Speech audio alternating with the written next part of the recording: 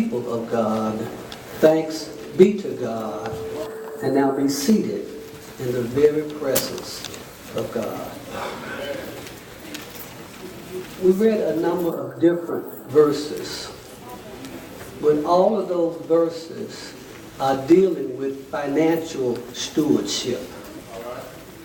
And that's what I want to teach for a few minutes about today, financial stewardship. Normally, I would like to do this on a Wednesday night, but you're not coming back Wednesday night. You're not. So I've got to do it while you're here. And so I want to talk about financial stewardship. You know, in our Sunday school lesson, we talked about tithing this morning and giving God what's His, the 10%. And in our lesson, we learned that the Bible said that if you don't give God His 10%, that you are cursed with a curse. And that word cursed, in the original language, it means to be bound. It means to be in a snare. It means to be rendered helpless. And cursed with a curse, that curse, the second word means a detestable thing, a horrible thing.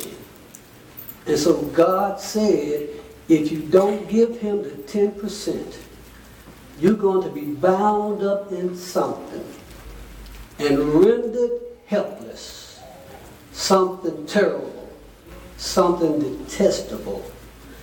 And when God curses you, there is nothing you can do to get out of that curse. Nobody can help you when you're under God's curse. You can come to me every Sunday and say, Reverend, pray for me, and I can pray for you until sweat rolls down my face. But when you're under God's curse, nothing can help you. Can't nobody help you but God when you're under that curse. Now, when you're under that curse, it doesn't matter whether you got 2 jobs, 3 jobs, work overtime, double time. Haggai said in what you just read that he that earned his wages earneth them, but put it into bags with holes in it. Your money goes right through your pockets as soon as you get it. You ever got paid and before you go cash your check, you've already spent it all. You start, well, I got to pay this bill, I got to pay that bill. Before you even get the money, it's already gone. Put it in bags with holes in it. But the Bible also goes on to tell us that if you do pay your tithes, that God will open up the windows of heaven and pour you out a blessing, that there should not be room enough to receive it. And some of you are paying your tithes, but it seems like the window's been shut up to you. The window's been shut up and the shade's been pulled down and the light's been turned off. You're paying your tithes, but you're not getting those blessings that are being poured down, that are supposed to be poured down. And God cannot lie. If God said He was going to do it, then God's going to do it. But let me suggest to you, the issue may not be that you are not paying your tithes. The problem is, what are you doing with the other 90%? So you're giving God His 10%, but you failing to manage the other 90%. Just because you give God His tithes does not mean that you can do anything you want to do with the other 90%.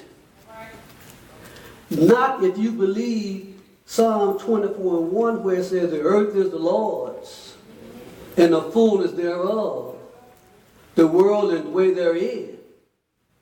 You can't do what you want to, not if you believe Haggai 2:8, where it says, the silver is mine and the gold is mine, said the Lord.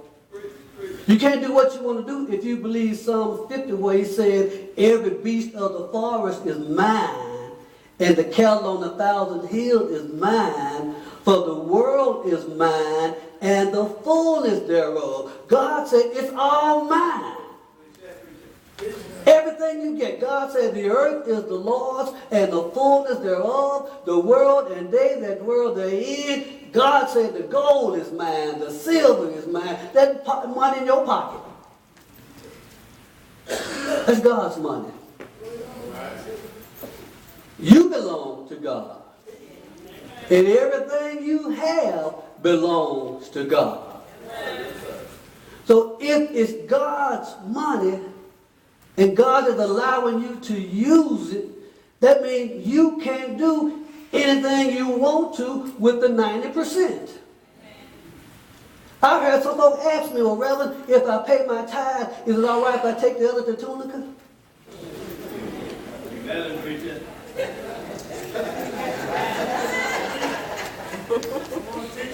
Well, somebody did ask me that.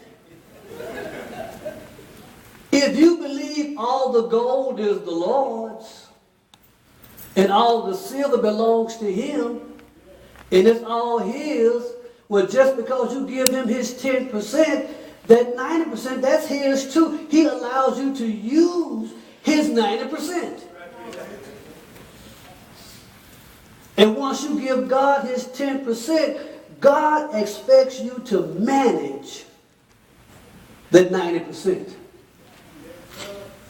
God expects you to manage that 90%. And God don't give everybody the same amount. You read the parable where Jesus said He gave one man 10, He gave one man 5, and gave one man 1. But it does not matter whether you got the 10 talents, the 5 talents, or the 1 talent. God expects you to manage it all the same. It don't matter whether you make $7 an hour or $25 an hour.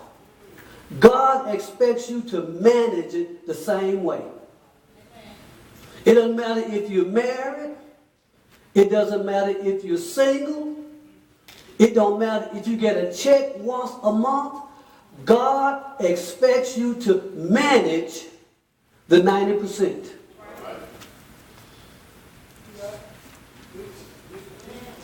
You mean I can't do what I want to do with my money?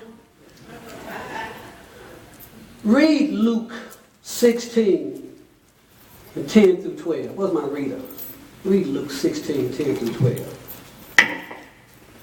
He that is faithful in that which is least is faithful also in much.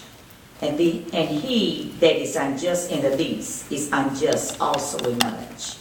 If therefore you have not been faithful in the unrighteous mammon, who will commit to you your trust to true riches? And if ye have not been faithful in that which is another man's, who shall give you that which is your own? What's those last two words again? Which words? The last two words you read. Your